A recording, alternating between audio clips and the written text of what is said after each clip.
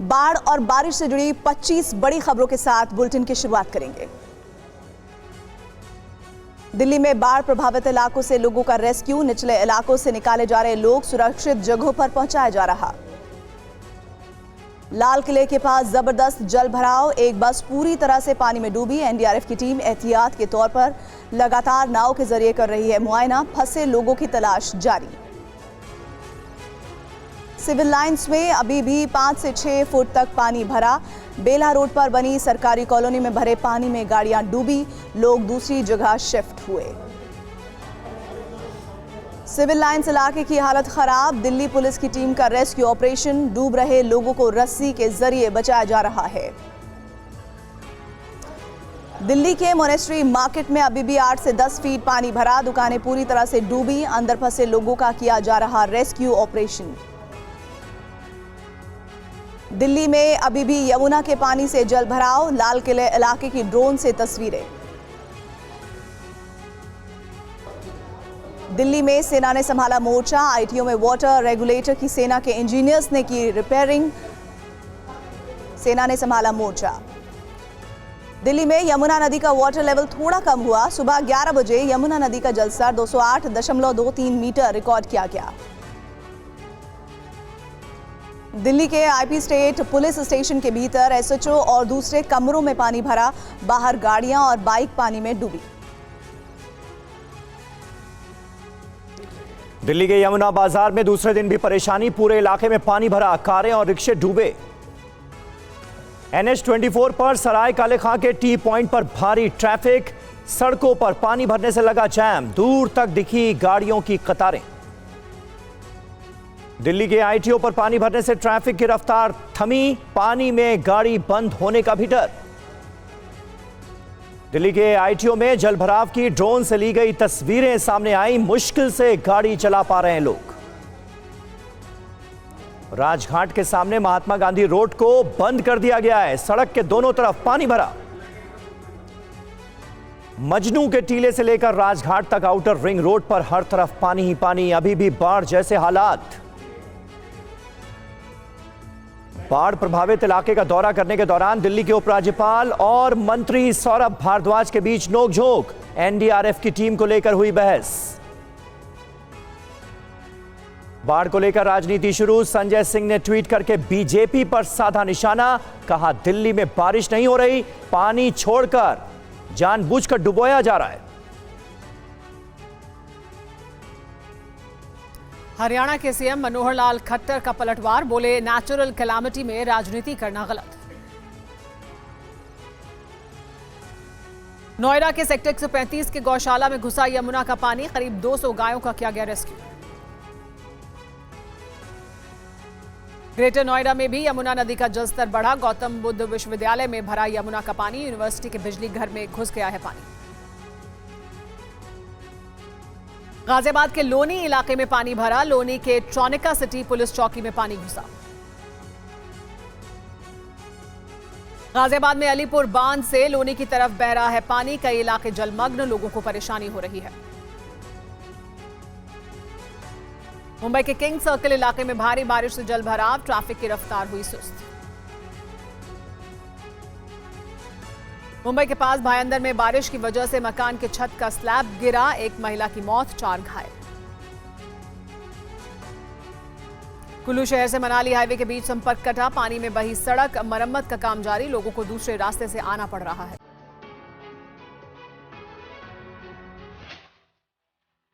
ये जो पानी फैला है दिल्ली में इस तरीके से बाढ़ का, ये कभी आपने देखा? जीवन काल में मैं पहली बार ऐसा पानी देख रहा हूं यहाँ पे दिल्ली में।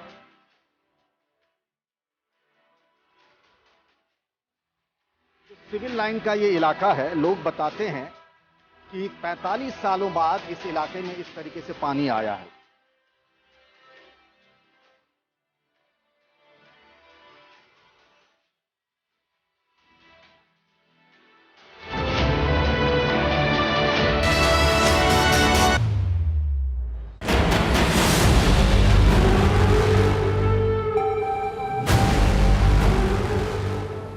नमस्कार, आप सभी के साथ मैं हूं प्रतिमा मिश्रा। TV9 भारतवर्ष आ चुका है ग्राउंड जीरो पर आपको बताने के लिए क्या है देश की राजधानी दिल्ली के हालात। बता दें आपको, कई सालों बाद देश की राजधानी दिल्ली के कुछ इस तरीके के हालात हुए हैं कि देश की राजधानी दिल्ली बाढ़ की चपेट में है। ठीक सुना आपने, क्योंकि यहाँ पर स्कूलों की छुट्टियां घोषित कर देनी पड़ी है। यहाँ पर यह हालात हो गए कि कई सारे रास्तों को बंद कर देना पड़ा है। हालात इस तरीके के हो गए हैं कि दिल्ली के मुख्यमंत्री अरविंद केजरीवाल केंद्र सरकार को चिट्ठी लिख रहे हैं, मदद की मांग कर रहे हैं। तो यहाँ पर सियासत भी चरम पर पहुंच चुकी है। तस्वीरें आप देखिए पहले कैमरा की नजर से। ये तस्वीरें ITO की है। ये दिल्ली का सबसे व्यस्ततम इलाका है। ये वो इलाका है जिसपे सारे सरकारी बड़े बड़े दफ्तर हैं। ये वो इलाका है, अगर आपको नई दिल्ली रेलवे स्टेशन का रुख करना है तो इस्तेमाल करना होगा, अगर नोएडा जाना है तो इस्तेमाल करना होगा। ये वो इलाका है जहां खुद दिल्ली के मुख्यमंत्री को अगर अपने दफ्तर जाना है तो इस्तेमाल करना होता है इस रास्ते का। लेकिन देखिए, स्विमिंग पूल बन चुका है ये पूरा इलाका। हालात इस कदर यहाँ बेकाबू हो गए हैं।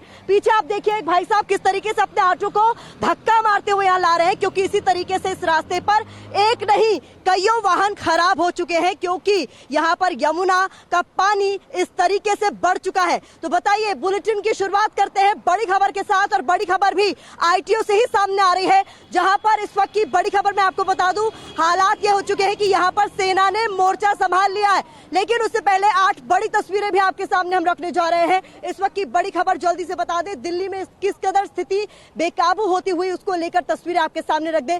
जनता परेशान है, पिस रही है जनता। और बता दें, जो तस्वीरें निकलकर सामने आ रही हैं उसका अपडेट भी आपके सामने हम रख रहे हैं। जो तस्वीरें हैं वो राजघाट की है, ITO की है, शांतिवन की है, लाल किला की है, चंदीग्राम अखाड़ा, लोहा पुल, यमुना बाजार, गड़ी मांडू, सब जगह आपको पानी ही पानी नजर आ रहा है। हालात किस कदर भयावह बने हुए हैं, दिल्ली की स्थिति किस तरीके से खराब है, यह आप देख रहे हैं। जो कि तो जनता परेशान है और इसमें सियासत भी जोरदार हो रही है। तो तस्वीरें आपको दिखा रहे हैं दिल्ली के अलग अलग इलाकों की, लेकिन हर तरफ तस्वीर एक ही तरह की निकल कर सामने आ रही है, जहां पर हालात एक ही तरीके के हैं। दिल्ली पानी पानी है। 1978 के बाद इतने ज्यादा हालात भयावह हुए हैं देश की राजधानी दिल्ली के।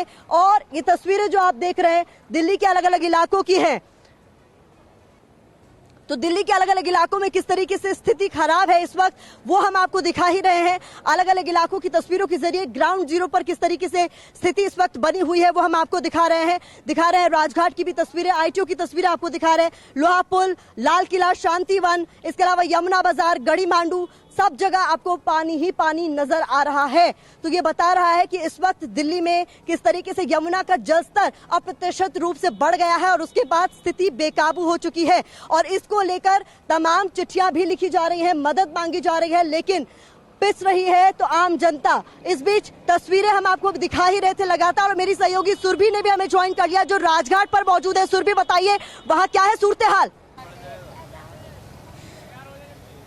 प्रतिमा, आपसे मेरी बात हुई थी और आप और मैं एक साथ निकले थे। किस तरीके से दिल्ली का हाल हम ये जानने की कोशिश करेंगे, लेकिन पल पल दिल्ली की सूरत बदलती जा रही है और यही वजह है कि मैं राजघाट पहुंच ही नहीं सकी। मैं किसी तरीके से उस लोहे के पुल को एक एम्बुलेंस के जरिए पार करते हुए शांतिवन में आ पाई हूं, और शांतिवन पर आकर भी ये सबसे बड़ी मुसीबत हो चुकी है आम दिल्ली वालों के लिए, क्योंकि जगह जगह बैरिकेडिंग कर दी गई है। यानी अगर आप ITO पार कर रहे हैं लक्ष्मी नगर से, तो वहां पर गणेश नगर के रास्ते को फिलहाल ब्लॉक कर दिया गया है, यमुना बैंक के रास्ते को ब्लॉक कर दिया गया है, और अगर आप गीता कॉलोनी की तरफ आते तो रास्ते को ब्लॉक कर दिया गया। और नेटवर्क, आप यकीन मानिए, एम्बुलेंस क्या, 2 व्हीलर्स पर लोग बच्चों के साथ फंसे हुए थे जो अब अपनों को कांटेक्ट ही नहीं कर पा रहे हैं। किसी तरीके से हम अभी फिलहाल यहाँ पर कनेक्ट कर पाए हैं, क्योंकि मैं लाल किले भी गई, कोशिश की कि लाल किले से लाइव रिपोर्ट करने की कोशिश करूं, दिक्कतें बढ़ती जा रही हैं। मैं राजघाट जाने का प्रयास किया, दिक्कतें बढ़ती जा रही है। किसी तरीके से मैं प्रतिमा शांतिवन इस वक्त पहुंच पाई हूं, जहां देखिए ये वो जगह है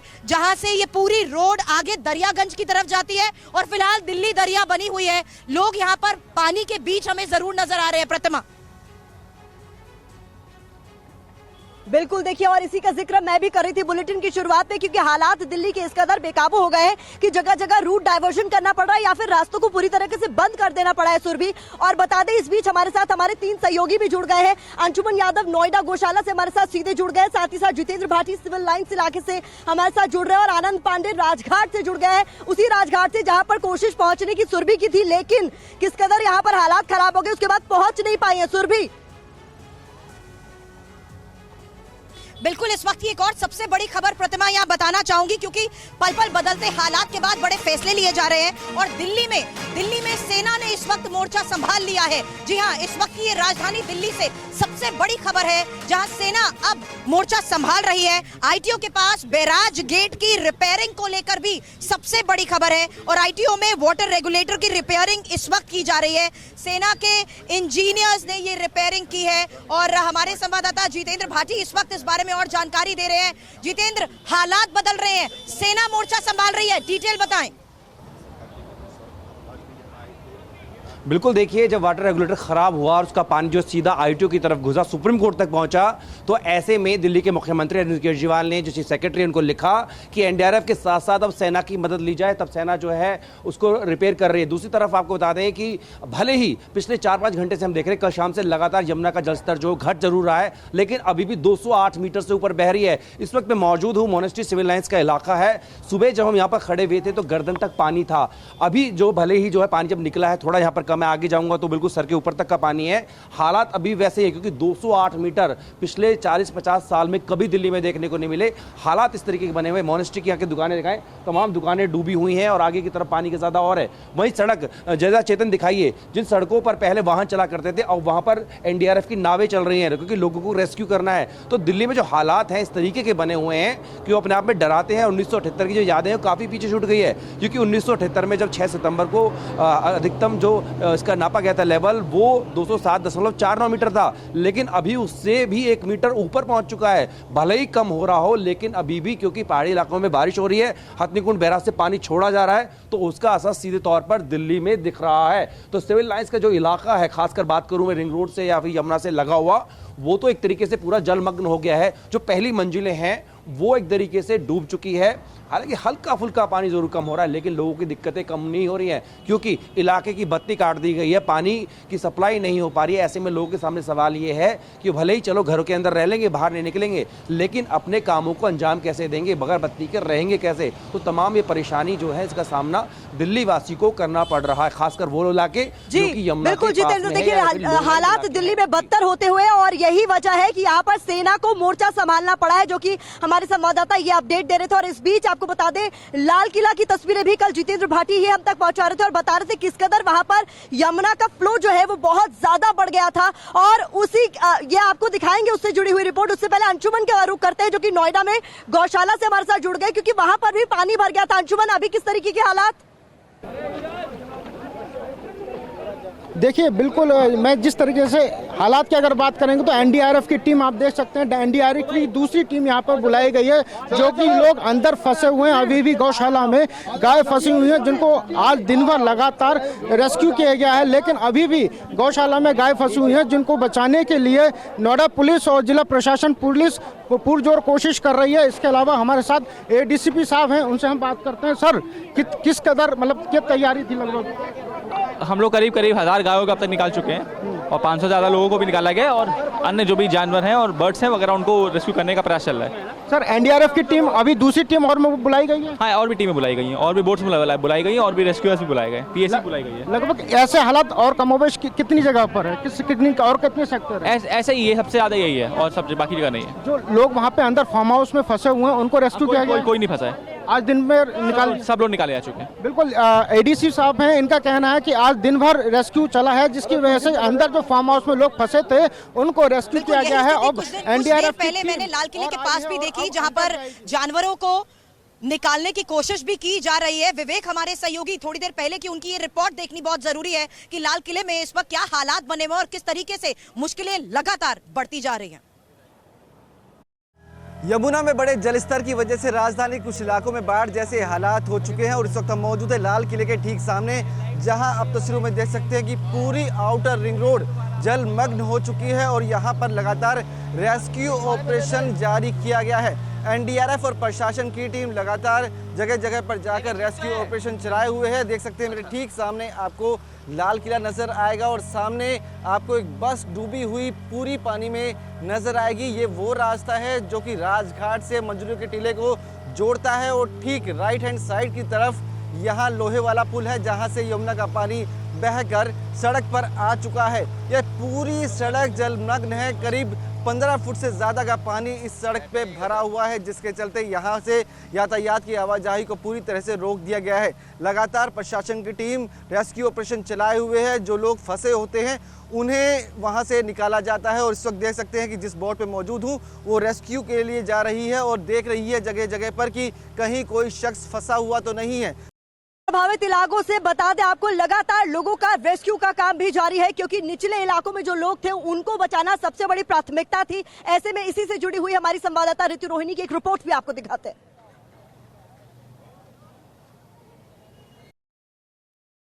इस वक्त की जो तस्वीरें दिखा रहे हैं, एनडीआरएफ की टीम के साथ जो गौ रक्षा दल की सदस्य हैं वो भी यहाँ पर मौजूद है और यहाँ जो सामने गौशाला है, देखिए यहाँ से तमाम जो मवेशी हैं, जानवर हैं, उनको भी निकाल रहे हैं यहाँ से। और तमाम जो लोग यहाँ पे आसपास के लोग हैं, क्योंकि ये रिहायशी इलाका भी है, तो यहाँ से भी कई सारे लोगों को भी निकाला गया है, तमाम मवेशियों को भी निकाला गया और लगातार यहाँ पे रेस्क्यू का ऑपरेशन चल रहा है। एनडीआरएफ की टीम मौजूद है, तमाम जो लोग हैं वो यहाँ पर मौजूद हैं और रेस्क्यू ऑपरेशन लगातार चलाया जा रहा है। जिस तरीके से ये भयावह स्थिति इस वक्त दिख रही है, तमाम लोगों को मदद पहुंचाई जा रही है। इस वक्त हम आपको तस्वीरें दिखाएं तो देखिए अंदर यहाँ पे एनडीआरएफ की जो टीम है, तमाम जो बड़े अधिकारी हैं वो इस वक्त मौजूद हैं।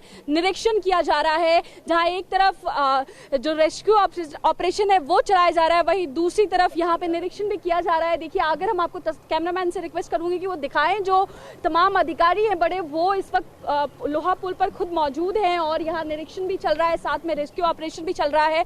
गौ रक्षा दल के जो सदस्य हैं वो भी यहाँ पर मौजूद है, क्योंकि इस इलाके में एक जो गौशाला है वहाँ पे कई सारे मवेशी, जानवर, गाय जो हैं वो मौजूद हैं, उनको भी सुरक्षित स्थानों पर यहाँ से लेकर जाया जा रहा है। कैमरामैन सुलीन के साथ ऋतु रोहिणी, TV9 भारतवर्ष, दिल्ली। हालात बिगड़ते जा रहे हैं, टीम्स लगातार यहाँ पर डिप्लॉय होती जा रही है, पुलिस की टीम यहाँ पर आ रही है। विवेक मेरे सहयोगी हमारे साथ है। विवेक, मैं जानती हूँ सुबह से आप आए मेरे साथ यहाँ पर, सुबह से आप यहाँ रिपोर्ट कर रहे हैं, कैसे लगातार हालात बिगड़ते जा रहे हैं और अब तो देखिए पैरामिलिट्री फोर्स भी यहाँ पर नजर। देखिए कल की अगर हम बात करें तो कल यहाँ पर पानी नहीं था, लेकिन आज सुबह से यहाँ पे पानी आना शुरू हो चुका था। और उसके बाद हम बात करें तो तस्वीरें देख सकते हैं कि ये राजघाट की तस्वीरें हैं और ये आउटर रिंग रोड का इलाका है।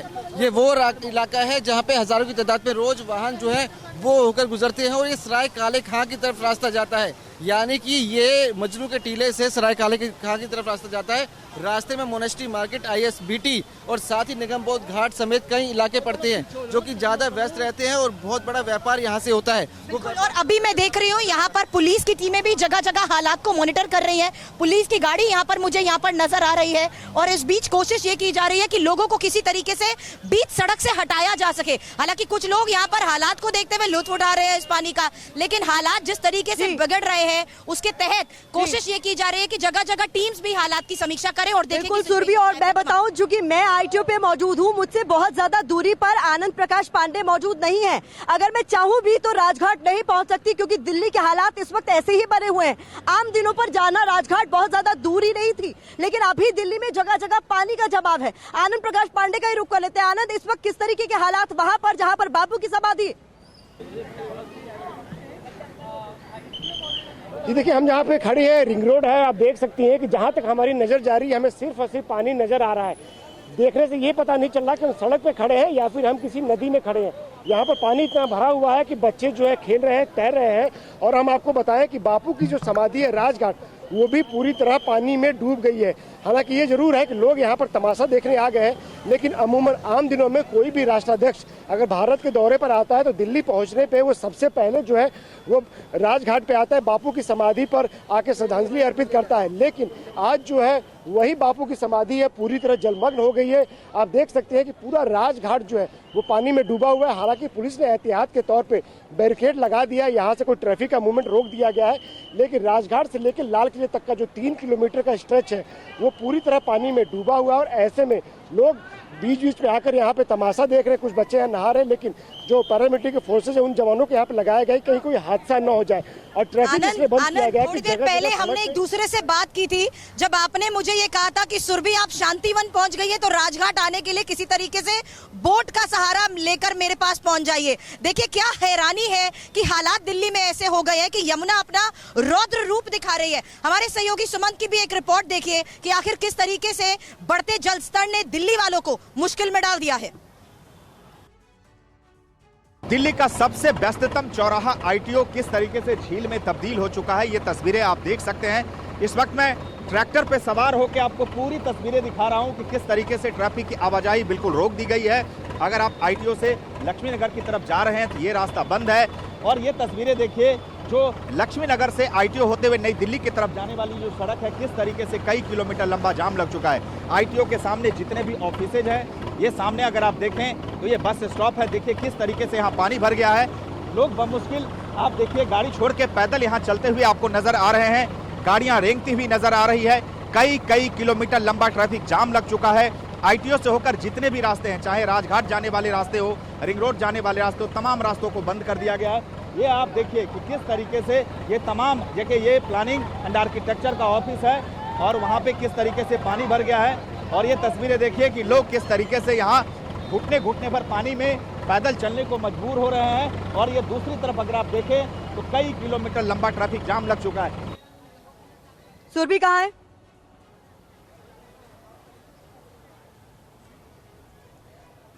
तो इस वक्त बता दें कि दिल्ली का क्या है सूरत हाल, इन दो तस्वीरों के जरिए आप देख सकते हैं। मैं इस वक्त दिल्ली के आईटीओ में मौजूद हूं और ये देखिए आप तस्वीरों में जरा हाल देखिए। यहाँ पर आईटीओ, ये दिल्ली का वो इलाका है जिन्हें पॉश इलाकों में भी माना जाता है, क्योंकि तमाम सरकारी दफ्तर यहाँ पर मौजूद है। ये वो इलाका है जिसे आप नोएडा जाने के लिए भी इस्तेमाल करते हैं, नई दिल्ली रेलवे स्टेशन जाने के लिए भी इस्तेमाल करते हैं। ये वो इलाका है जहाँ से दिल्ली सचिवालय जाने के लिए दिल्ली के मुख्यमंत्री भी इस इलाके का इस्तेमाल करते हैं। और सुरभि मौजूद है शांतिवन में, क्योंकि उन्हें जाना तो था राजघाट, लेकिन वो वहां तक पहुंच ही नहीं पाई। हालात दिल्ली के इस वक्त ऐसे बने हुए हैं। ग्राउंड जीरो पर हम दोनों मौजूद हैं और इस बीच बता दें कि जो दिल्ली के वीवीआईपी इलाके हैं वहां पर भी हालात बहुत ज्यादा खराब बने हुए हैं। सिविल लाइंस की बात करें तो वहां पर खुद दिल्ली के मुख्यमंत्री का आवास है, वहां पर भी पानी भर गया। और वहां से हमारे रोविंग एडिटर पंकज झा की एक रिपोर्ट आपको दिखाते हैं।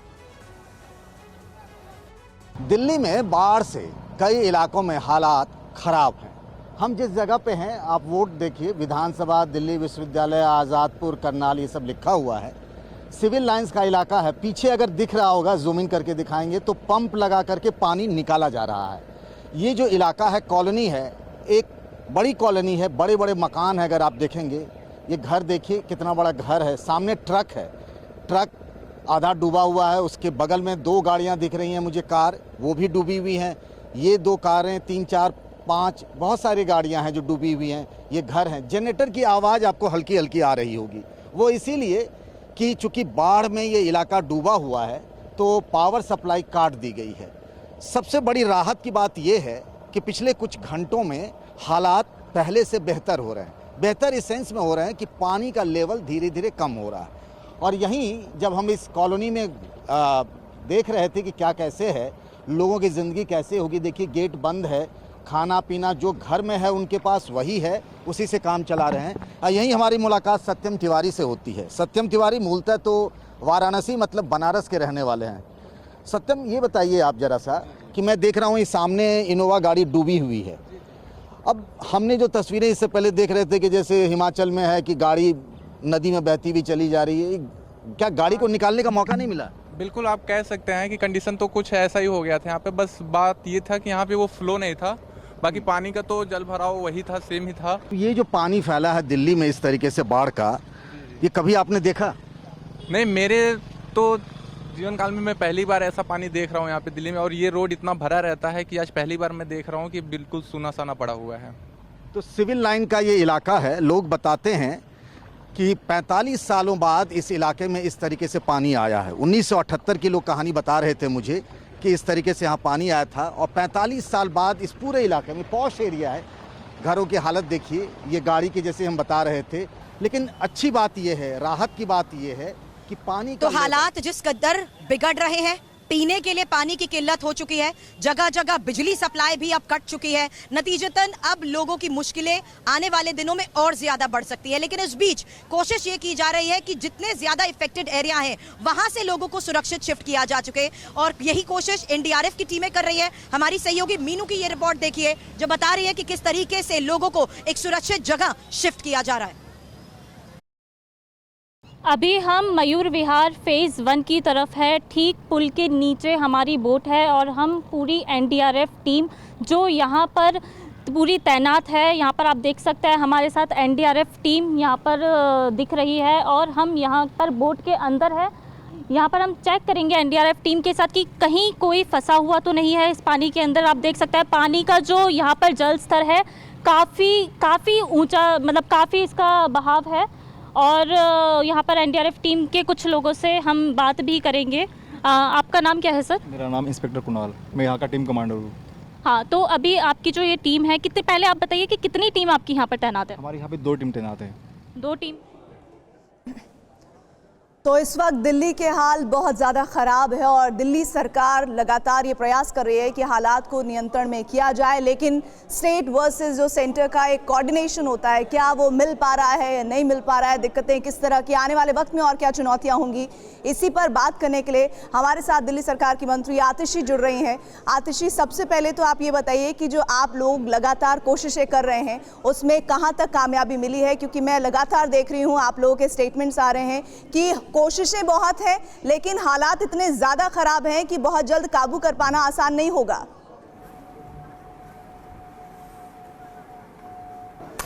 देखिए, सबसे पहले जो हमें बात समझनी है कि दिल्ली में जो बाढ़ आती है ये दिल्ली में होने वाले किसी कारण से नहीं आती है, क्योंकि आपको भी पता है कि पिछले 4 दिन से दिल्ली में एक बूंद भी पानी नहीं बरसा है, लेकिन फिर भी दिल्ली की सड़कों में पानी है, कॉलोनियों में पानी है, लोगों को इवैक्यूएट करना पड़ रहा है, रिलीफ कैंप्स में भेजना पड़ रहा है।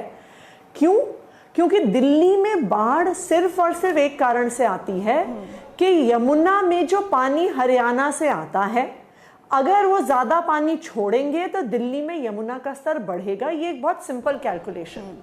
ये ना तो दिल्ली की बरसात से, ना दिल्ली के ड्रेनेज से, ना दिल्ली के नालों से नहीं जुड़ा हुआ है ये मसला।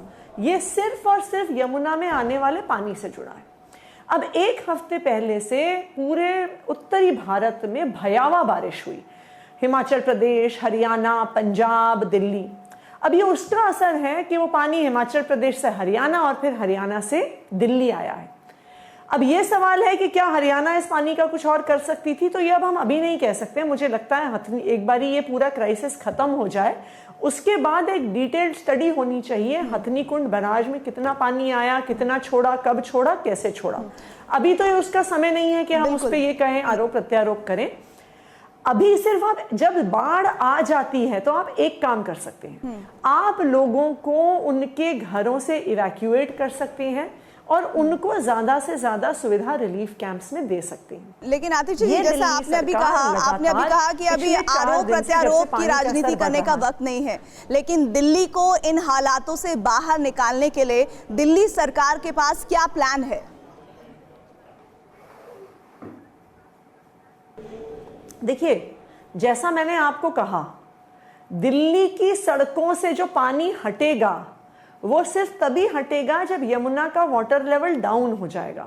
जो पानी से जो हरियाणा से दिल्ली में आया है, जब वो दिल्ली से डाउनस्ट्रीम मथुरा यूपी में चला जाएगा तभी दिल्ली की समस्या सुलझेगी। क्योंकि अभी आप इस बात को समझिए, नॉर्मल परिस्थिति में जब बरसात होती है तो हम पानी को पंप से निकाल देते हैं और पंप आउट करके हम नाले में डाल देते हैं और उस नाले से यमुना नदी में चला जाता है। इससे पानी साफ होता है।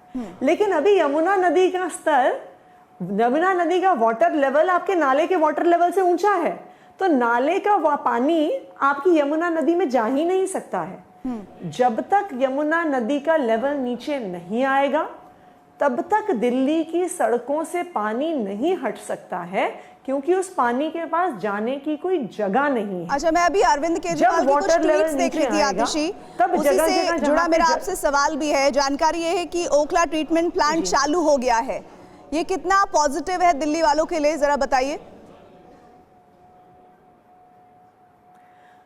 ये दिल्ली वालों के लिए देखिए बहुत पॉजिटिव खबर है, क्योंकि दिल्ली में 3 मेजर वाटर ट्रीटमेंट प्लांट्स हैं, एक ओखला में, एक वजीराबाद में, एक सोनिया विहार में। अब क्योंकि वाटर ट्रीटमेंट प्लांट स्वाभाविक बात है कि नदी के पास ही होता है, तो जब फ्लडिंग हुई है तो इन वाटर ट्रीटमेंट प्लांट्स में भी पानी भर गया है, जिसकी वजह से जो पानी दिल्ली के अलग अलग कॉलोनीज में जाना था वो प्रभावित हुआ है। सबसे ज़्यादा वजीराबाद प्लांट प्रभावित हुआ है, इसलिए बाकी प्लांट से भी हमें डाइवर्जन वजीराबाद के एरियाज में करना पड़ा था। सोनिया विहार और ओखला वाले प्लांट्स का 15% 20% हिस्सा प्रभावित हुआ था, लेकिन अब ओखला वाटर ट्रीटमेंट प्लांट 100% अपनी कैपेसिटी पे काम कर रहा है। तो जो खास करके साउथ दिल्ली वालों को समस्या हो रही थी, कालका जी, ग्रेटर कैलाश, CR पार्क, बदरपुर, जो सारा ओखला इस सब वाला इलाका है जहां पे आज दिन भर पानी की परेशानी रही है, उन एरियाज को मुझे उम्मीद है कि कल से रिलीफ मिलना चाहिए। अच्छा, एक और खबर है, आप जैसे कह रहे हैं कल तक रिलीफ मिल जाएगा, चंद्रावल और साथ ही साथ वजीराबाद जो वाटर ट्रीटमेंट प्लांट है वो कब तक चालू हो पाएंगे? क्योंकि अगर वो भी चालू हो जाएगा तो लोगों को जो दिक्कतें आ रही हैं वो कम होंगी। देखिए, वजीराबाद वाटर ट्रीटमेंट प्लांट में जब यमुना का पानी का स्तर नीचे जाएगा उसके बाद ही वो चालू हो सकता है। क्योंकि जब यमुना का स्तर नीचे जाएगा उसके बाद ही अभी जो सारी इलेक्ट्रिकल इक्विपमेंट है उस प्लांट के अंदर वो सबमर्ज्ड है। अभी अगर हम उस ट्रीटमेंट प्लांट को चलाते हैं तो करंट का, इलेक्ट्रिक्यूशन का, किसी का भी बहुत बड़ा रिस्क है। तो जब एक बारी पानी निकल जाएगा, पूरी मशीनरी को एक बार मेंटेनेंस की दृष्टि से ठीक किया जाएगा, तो पानी का लेवल नीचे जाने के बाद भी 24 से 48 घंटे लगेंगे वजीराबाद वाटर ट्रीटमेंट प्लांट को चालू करने के लिए। बिकॉज देखिए, ये मैसिव इक्विपमेंट होती है वाटर ट्रीटमेंट प्लांट्स की। तो जब वो पानी में इतने दिन सबमर्ज रही है तो उसके बाद ऑब्वियसली उस मशीनरी और इक्विपमेंट को चालू करने में समय तो लगेगा। अच्छा, अभी आपने कहा कि अभी आरोप प्रत्यारोप का वक्त नहीं है, लेकिन उसी से जुड़ा एक स्टेटमेंट भी है हरियाणा के चीफ मिनिस्टर का। वो ये कह रहे हैं कि पानी एक कैपेसिटी है हथनी कुंड बैराज की कि रोका जा सकता है, और जब कैपेसिटी से ऊपर होगा तो छोड़ना ही पड़ेगा। तो इसके में वो ये कहना चाह रहे हैं कि कोई ऑप्शन रह ही नहीं जाता उनके पास, और ऐसे में इस आरोप में जो आप बात कह रही हैं उसमें दम लगता नहीं है। देखिए, मैंने कोई आरोप नहीं लगाया है अभी तक। मैंने तो बस ये एक स्टेटमेंट ऑफ फैक्ट दिया है कि यमुना नदी में पानी पहले हिमाचल प्रदेश से हरियाणा और हरियाणा से दिल्ली और दिल्ली से यूपी जाता है। तो अगर हरियाणा में पानी, हिमाचल का पानी हरियाणा में आएगा, हरियाणा का पानी दिल्ली में आएगा, दिल्ली का पानी यूपी में जाएगा, तो ये आरोप नहीं है, ये स्टेटमेंट ऑफ फैक्ट है कि हरियाणा से ही पानी आएगा। तो ये आरोप बिल्कुल नहीं है, इसको क्लियर कर लें हम। लेकिन जो आज एक वीडियो सामने आया है, मुझे लगता है कि वो डेफिनेटली जांच का विषय है कि एक वीडियो सामने आया है कि हथनी कुंड बैराज से 3 जगह पानी जाता है, दिल्ली, यूपी और हरियाणा, कि जो यूपी और हरियाणा जाने वाली कैनाल्स हैं वो बिल्कुल खाली पड़ी हैं, और जो फ्लो दिल्ली आ रहा है उसमें बहुत ज़्यादा पानी है। तो मुझे लगता है कि देखिए, जब एक बार ये बाढ़ का समय खत्म हो जाए तो ज़रूर इस पर जांच और एनालिसिस ज़रूर होना चाहिए कि हथनी कुंड में कितना पानी आया, कितना पानी यूपी के टुवर्ड्स छोड़ा गया, कितना हरियाणा में छोड़ा गया, कितना दिल्ली में छोड़ा गया।